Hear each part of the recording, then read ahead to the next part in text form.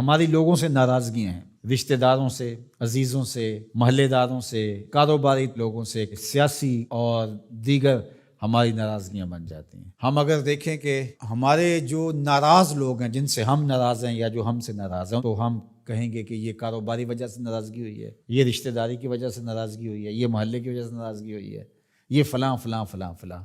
اب ڈھونڈے ہماری اللہ کے لیے ناراضگی کتنے لوگوں سے ہوئی ہے، تو شاید ہمیں بہت کم لوگ ملیں۔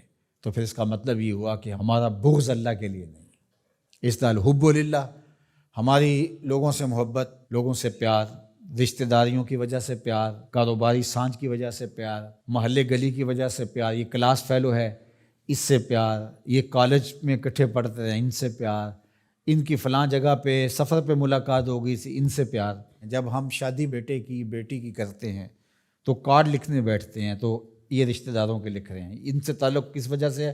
رشتہ داری کی وجہ سے۔ یہ گلی کے لوگوں کا لکھ لو، یہ کاروباری سرکل ہے، یہ میرے کلاس فیلوز ہیں، یہ لڑکے کے کلاس فیلوز ہیں، یہ لڑکے کے بھائی کے کلاس فیلوز ہیں، یہ ہمارے سیاسی رابطے ہیں۔ ان کارڈوں کو لکھتے ہوئے کبھی ہم نے یہ دیکھا کہ اللہ کے لیے کتنے لکھ رہے ہیں، اس کے رسول کے لیے کتنے لکھ رہے ہیں؟ اگر ہم یہ دیکھیں تو پھر ہمیں مبارک ہو، اور اگر ایسا کوئی بھی نہیں، ہماری دوستیوں کے سبب اور ہوتے ہیں، اور ہم کہتے ہیں ایمان کا مزہ نہیں آیا، ایمان کا سرور نہیں آیا، کہتے ہیں جتنا گڑ ڈالو گے اتنا ہی میٹھا ہوگا، تو تم نے گڑ ہی نہیں ڈالا تو اس پھیکے سے کیا مٹھاس آئے گی؟ تو یہ گڑ تو تم نے ڈالنا تھا۔ احب الاعمال کا، افضل الاعمال کا، الحب فی اللہ والبغض فی اللہ، تمہاری لوگوں سے محبت بھی اللہ کے لیے، تمہاری لوگوں سے دشمنی بھی اللہ کے لیے۔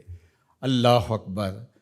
تو ہم نے وہ معیار ہی مقرر نہیں کیا، تو پھر اس کا لطف، اس کی حلاوت کیسے نصیب ہوگی؟ رسول کریم صلی اللہ علیہ وسلم نے ارشاد فرمایا کہ لا یحق العبد حقیقت الایمان حتی یغضب للہ و یرضى للہ، کوئی شخص ایمان کی حقیقت اور حلاوت اور لطف اور مزہ نہیں پا سکتا جب تک لوگوں کے ساتھ اس کی ناراضگی بھی اللہ کے لیے ہوتی ہے، لوگوں کے ساتھ صلح بھی اور محبت بھی اللہ کے لیے ہوتی ہے۔ اللہ اکبر۔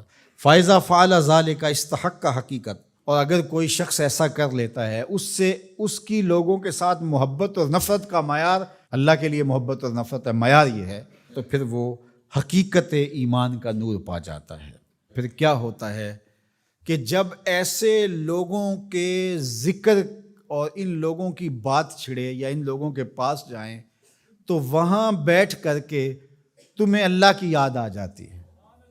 اور پھر دوسری بات ہے، جب تم اللہ کا ذکر کر رہے ہو، اللہ کا ذکر کرتے کرتے ان لوگوں کی یاد آ جاتی ہے، یعنی ذکر الہی میں یہ یاد آتے ہیں اور ان کی یاد میں رب یاد آتا ہے۔